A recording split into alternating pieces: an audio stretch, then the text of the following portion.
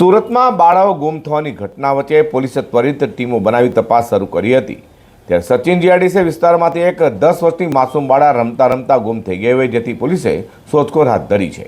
તો સાથે પોલીસે બાળાના ફોટા અને વિડીયો સાથે લોકોને પણ બાળાની શોધખોળ કરવા અપીલ કરી છે। સુરતમાં માસૂમ બાળાઓ ગુમ થયા બાદ અઘટિત ઘટનાઓ બનતી હોય છે, જેને લઈને માસૂમ બાળાઓ ગુમ થાય તો ત્વરિત પોલીસ દ્વારા ટીમો બનાવી શોધખોળ હાથ ધરાતી હોય છે। ત્યારે ફરી આવી જ રીતે રમતા રમતી એક 10 વર્ષની માસૂમ બાળા ઘર પાસેથી ગુમ થઈ ગઈ હતી।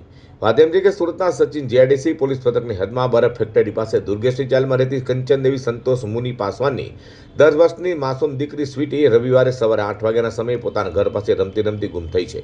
જેથી બાળાની માતા દ્વારા પોલીસને જાણ કરાતા તાત્કાલિક સચિન જીઆઈડીસી પોલીસે ટીમો બનાવી બાળાની શોધખોળ હાથ ધરી હતી। બાળાનો ફોટો સહિતનું વર્ણન તપાસ્યા બાદ સીસીટીવીની તપાસ કરી હતી, જેમાં બાળા એકલી રમતી રમતી જતી દેખાય છે। તે પોલીસે શોધખોળ કરવા સાથે બાળા અંગે જો કોઈને જાણ થાય તો સ્થાનિક પોલીસ અથવા તો સચિન જીઆઈડીસી પોલીસને જાણ કરવા અપીલ કરી છે। તો બાળાના વર્ણન અંગે પોલીસે જણાવ્યું હતું કે બાળાએ શરીરે કથ્થઈ કલરનું ટોપ અને કાળા કલરનું લેગિંગ્સ તથા સોનેરી કલરનું સ્વેટર પહેરેલું છે, જે મધ્યમ બાંધાની ઊંચાઈ 3.5 ફૂટની છે, જેમ કે શ્યામ વર્ણની છે અને હિન્દી ભાષા તે બોલે છે તેમ પોલીસે જણાવ્યું છે।